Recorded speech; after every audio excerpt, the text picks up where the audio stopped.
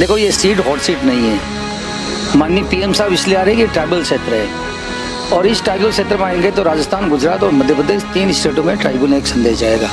कोई hot seat नहीं है, बल्कि मैं कह सकता हूँ कि सामने जो कुछ भी चुनाव लड़ रहे हैं आधारविहीन है। इनके पास कोई नीति नहीं है, इनके पास कोई सिद्धांत नहीं है, इनका कोई विजन नहीं है, कोई हॉट सीट नहीं है। भारतीय जनता पार्टी एक तरफ जीत रही है। आप कह रहे हैं चुनाव चैलेंजिंग नहीं है, आपके प्रतिद्वंदी आरोप लगा रहे हैं हेलीकॉप्टर से प्रचार हो रहा, हमारे पास संसाधन नहीं है। 2 और राजकुमार नाम के लड़के प्रत्याशी है बैलेट नंबर 7 और 8 से, वो आपके द्वारा खड़े किए गए हैं इस तरह के आरोप। देखो बहुत समझने की बात है। इस देश के अंदर कई महेंद्र जैसे मालवीय होंगे, इस देश के अंदर कई राजकुमार रावत होंगे, तो क्या उनको चुनाव लड़ने का अधिकार नहीं है? ये कैसे कह सकते हैं कि मैंने खड़ा किया? मेरे क्या लेना देना, मैं तो अपने आप खड़ा हूँ। अरविंद डामोर क्या वो आपके डमी कैंडिडेट है या कांग्रेस पार्टी? आप क्या पूछना चाहते हो? लोग जानना चाहते हैं कि क्यों उन्होंने पर्चा वापस नहीं लिया गठबंधन के बावजूद। क्या महेंद्रजीत सिंह मालवीय से उनका कोई कॉन्टैक्ट? मैं तो पहले तो कांग्रेस पार्टी से पूछना चाहता हूँ कि सिंबल महेंद्र मालवीय ने दिया, पार्टी ने दिया है? सिंबल तो कांग्रेस का है और मैं भाजपा का प्रत्याशी हूँ, तो मैंने तो सिंबल दिया नहीं। जिसने सिंबल दिया वो जाने, उसका काम जाने। आपने जब भारतीय जनता पार्टी ज्वाइन की, आपने कहा वागड़ के विकास के लिए। उससे पहले जब आप कांग्रेस सरकार में मंत्री रहे, 13,000 करोड़ का आपने कहा माही डैम के लिए प्रोजेक्ट, गांगड़ तलाई में महाविद्यालय, विकास कार्य तो तब भी हो रहे थे। क्या असहजता महसूस हुई?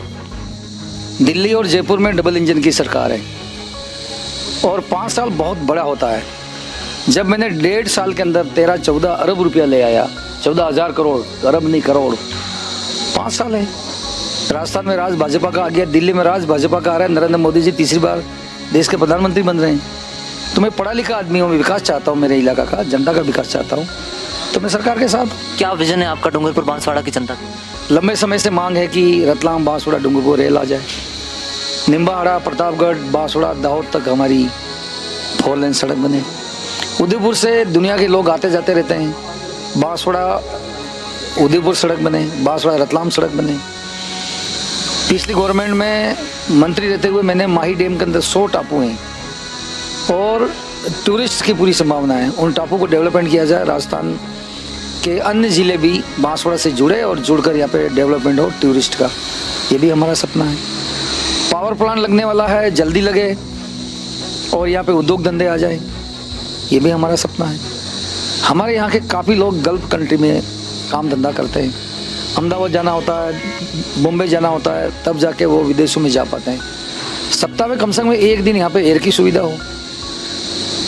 आपके प्रतिद्वंदी आरोप लगा रहे हैं कि ईडी से नेता भागते हैं, जनता नहीं। धनबल और जनबल का चुनाव है, इस पर क्या? 40 साल की राजनीति है, 25 साल से जिला परिषद है। पूरी जनता को मैं निवेदन करता हूँ कि महेंद्र मालवीय ने 1 रुपया भी किसी को खाया हो गरीब का तो खड़ा होकर बताए। और जो मैंने अपना डिक्लेरेशन कर रखा है संपत्ति का, इसके अलावा मेरे पास में कोई संपत्ति है, जो ढूंढ के लाएगा उसके नाम कर दूंगा। ईडी से कौन डरता है?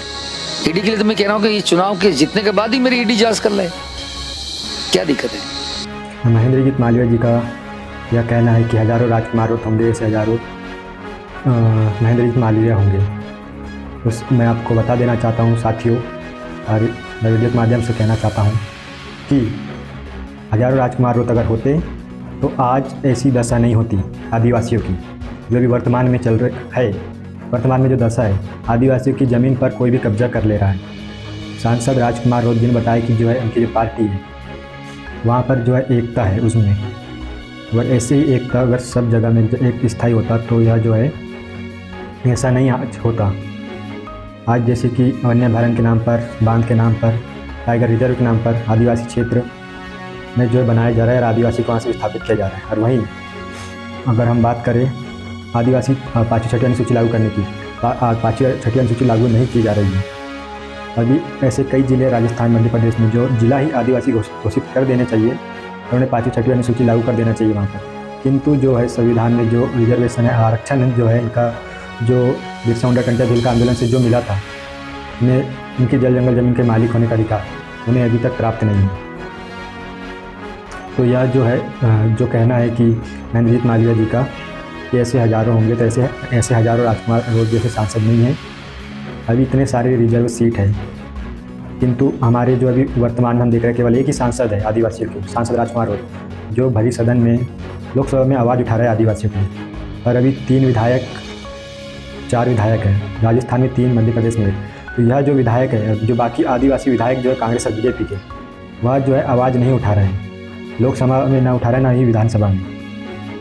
केवल वह जो है अपने स्वार्थ सिद्धि में लग चुके हैं और समाज के विपरीत में कार्य कर रहे हैं। ऐसा जो आरोप है ये स्वयं राजकुमार रोड जी का ओर से है, क्योंकि उन्होंने कई सारे भाषणों में बताया है और इनडायरेक्टली भी इस बयान में भी कहा कि जो नैंजित मालवीय को लेकर, क्योंकि जो है अभी स्थिति जो है भारत की काफ़ी ज़्यादा ख़राब है। अभी तो खाली एजुकेशन ही प्राप्त नहीं हो पाया है।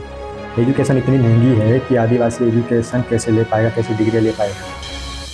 महंगाई इतनी कर दी और आप कह रहे हैं कि डबल इंजन की सरकार में एजुकेशन इतनी महंगी हो चुकी है और 2-3 सालों से स्कॉलरशिप ST/SC कैटेगरी के लोगों की नहीं डली है मध्य प्रदेश में, स्टूडेंट्स उनकी, वो विश्वविद्यालय हो या प्राथमिक हो या फिर हाई सेकेंडरी हो, यहाँ पर अभी तक जो है डबल इंजन सरकार ने पैसे नहीं डाली है, स्कॉलरशिप के पैसे, और इतनी महंगी जो है एक शिक्षा एजुकेशन को कर दिया है। तो यह जो है ऐसा विकास नहीं चाहिए आदिवासियों को। आदिवासियों के लिए आरक्षण की व्यवस्था जो की गई थी, खाली उन्हें आरक्षण ही मिल जाए तो वह बेहतर होगा, क्योंकि जो है आदिवासी क्षेत्र में अभी जो ज़मीन है वन विभाग को वह ज़मीन बांटना चाहिए था। हर 5 साल में 10 साल में ज़मीन बांटना चाहिए था, किंतु वह ज़मीन नहीं बांट रही है। आज़ादी के इतने साल हो चुके हैं, 75 साल से ज़्यादा। आज़ादी का अमृत महोत्सव कैसा है, जहाँ आदिवासी को अभी तक हक अधिकार नहीं मिला है, उन्हें ज़मीन नहीं बांटी जा रही, उनके पास की जो ज़मीन है कम होते ही जा रही है, उन्हें विस्थापित किया जा रहा है। तो साथ ही आप लोग कमेंट करें कि जो नैंजित मालवीय जी है, जिनके विचार है कि डबल इंजन की सरकार है, वो बहुत ज़्यादा तेज़ी से काम करेगी, बहुत तेज़ी से कार्य कर रही है, इसलिए वह जो है तेज़ी से विकास चाहते हैं, इसलिए वह जो है बीजेपी में शामिल हो चुके हैं। तो उनके जो विचार हैं उनके से क्या आप सहमत है? ये राजकुमार रोड सांसद से सहमत है? आप लोग कमेंट में अपनी प्रतिक्रिया देंगे। शिवा जोहार, नमस्कार, जय भीम।